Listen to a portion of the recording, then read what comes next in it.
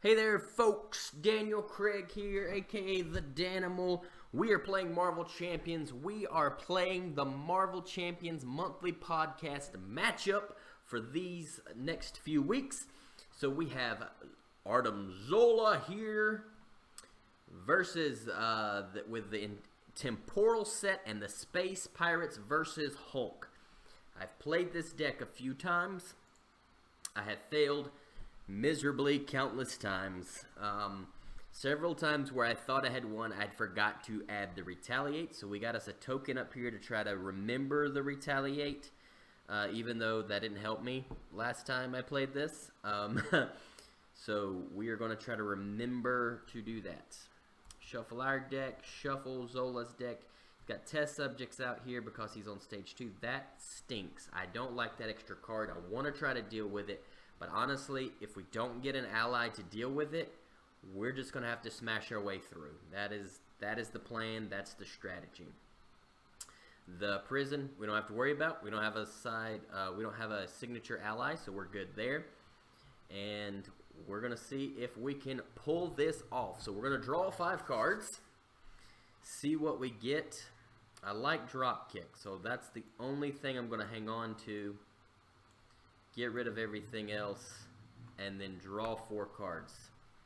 We need an ally. There we go. There we go. Love to see the ally. We are going to draw 1 card for experimental research and then discard a card. That's going to be Suboptimal Leap.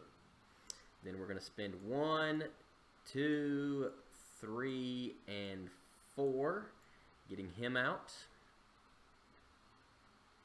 And we're going to deal 4 damage. 1, 2, 3, 4. Then we're going to have him attack. 1, 2. He'll take consequential and to retaliate. Then we're going to flip up. Actually,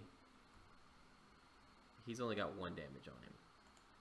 We wanted him to thwart here because that's what we had just said we wanted to do. And then we're going to discard cards from the top of the deck until we find a minion. And that's before we flipped up. So he quick strikes doesn't hurt me. We did that before we flipped up.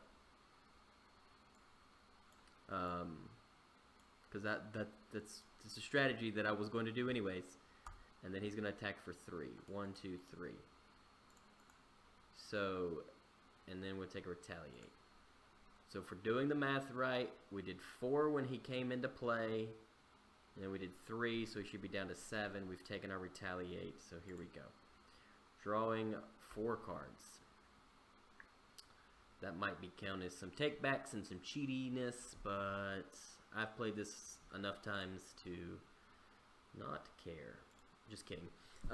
Yeah, I don't like doing takebacks and stuff or getting super complicated with that, but I think that was an obvious thing that we wanted to do, so. Alright, so he's attacking us. We're going to block with, actually, let's not block here. Let's block there. So 1, 2 damage, 1, 2, and then block the 2 from this, so it kills him. We don't have to discard cards, and then 1 damage from the Bioservant, and then we only get 1 card, which is this guy, and then he gets pain inhibitors, which means he gets retaliate. So don't attack him, and we're good. So we're going to attack for 3. 1, 2, 3. And then we're going to go 1, 2, and 3. That is not all physical resources, so we don't draw a card or stun him, but we do deal 4 damage, which is enough to get him to stage 2, which we take a retaliate. And then I don't even know if I took it from the first time I attacked, so we'll just assume I did. And then we're going to search the encounter deck for a Bioservant. So Bioservant is out. And he has a tough status card. We're going to flip down to Alter Ego and ready. Drawing 5 cards. Alright. I don't know what we got here. Add a thing here. Add a counter there. He goes to scheme. Scheming for 3. Perfect. 1, 2, 3. Let's do the order right. So 1 here. That triggers this. That goes back down to 0. That goes to 1, 2, 3, 4. But we're also supposed to find a minion, which means we search the encounter deck, discard pile for a minion and reveal it. So search. So we're going to find another bio servant. So these bio servants are filling the board up. I need a bring it right now. And then he will scheme for one more. And we get one encounter card. And that encounter card is incite one and place a counter. Incite, counter. So now it is my turn. I will draw a card from experimental research. We're going to discard Lockjaw. We're going to flip up. We're going to bring it. 1, 2, 3, 4, 5. 5 cards. Let's see if Hulk can smash his way to victory. How do I not have a Hulk smash yet? There's only like... Alright, so that was not... I didn't play that as soon as I flipped, so surprise attack won't work. So we need to figure out how to do 16 damage. We have no guard minions on front of us, so we can just smash. So we're going to do this to hit for 3. 1, 2, 3. Retaliate. Don't forget to retaliate. We're going to hit for 3. 1, 2, 3. Retaliate. Then we're going to go 1, 2 to ready Hulk and draw a card. Probably should have put that down. And now we're going to Hulk smash with 1, 2, 3. Hulk smash for 13. That is enough to kill him. And even if we did retaliate right there, we have done it. We have smashed our way to victory. Finally! And I don't think I'd forgotten any retaliate, but if I had, I got 10 health, so we would have made it either way.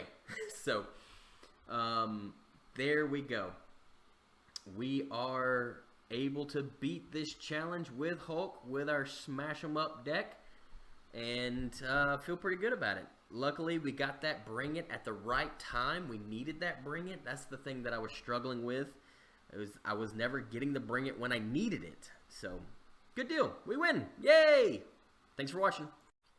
Alright, this is the deck that we used in order to complete this challenge. I got it laid out here, kind of, let me talk through some of the ideas of what I was working through. Let's start with the resources over here.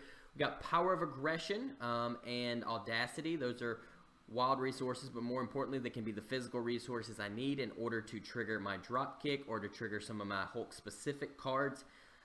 It also gives you a double resource on the drop kicks, which is helpful. I only included a strength because I didn't want to I just want to have a bunch of strength in my deck so I can trigger all my cards and not have to worry about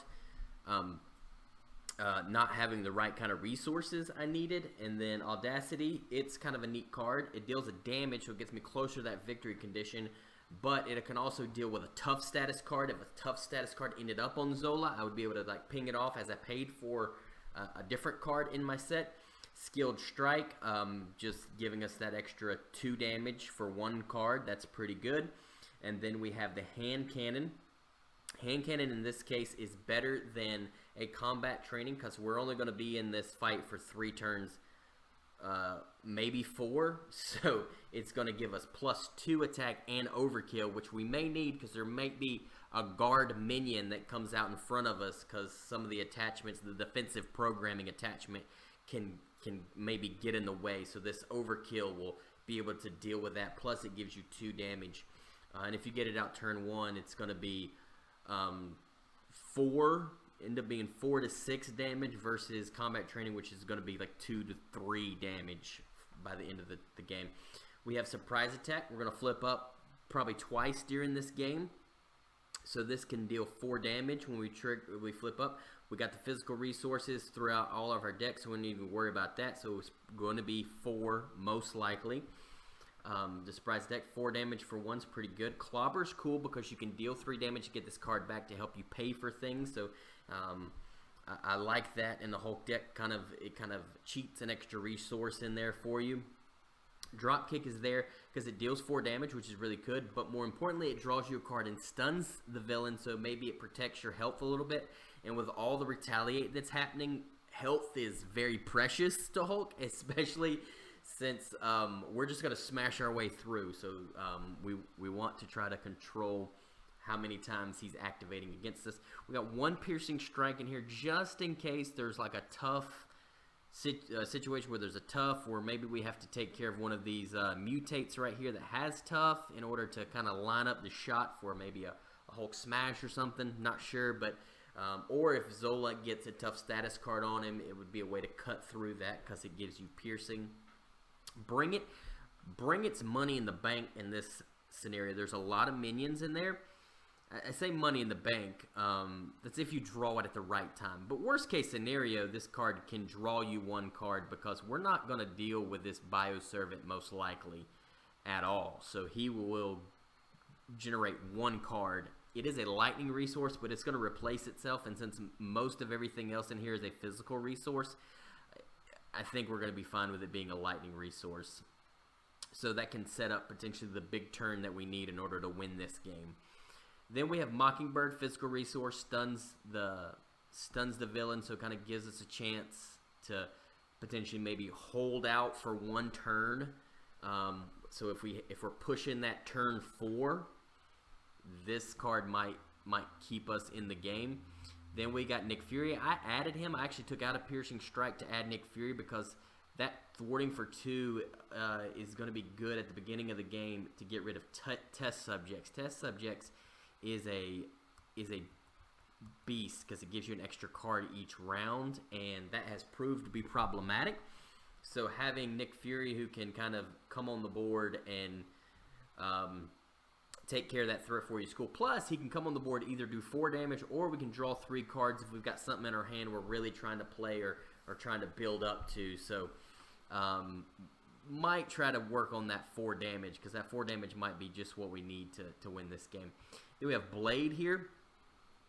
Blade, he's a cheap ally to get on the board, but more importantly, he can no consequential damage if he spends a physical resource. And since we mainly have physical resources and we're going to have to discard our hand anyways, he's kind of a neat way to kind of keep him on the board or to get that extra 2 damage. Worst case scenario, he's 1 resource for 2 damage. That's pretty decent. Or he can be a blocker for us for a round if we need him, just really block or take some indirect damage or something.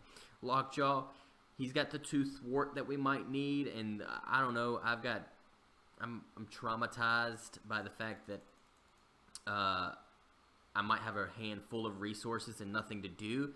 So I want to have Lockjaw who can come in and maybe do something for us. And then I have Spider-Man who can come on the board and kind of thwart away that test subject's first round, or he can come in and deal 4 damage. So he's kind of got some upside to him as well. So that is our deck build of what we're going to try to use and how we're going to try to take out Zola, kind of smash our way to victory is kind of the goal here. Just smash through, because with those space pirates and those temporal, and he's going to be trying to stun us with some of those temporal minions that come out through boost effects, so that can be nasty. And those space pirates are going to be taking your cards. We really don't have time to build, and there's no sense of building, so we're just going to try to smash our way to victory.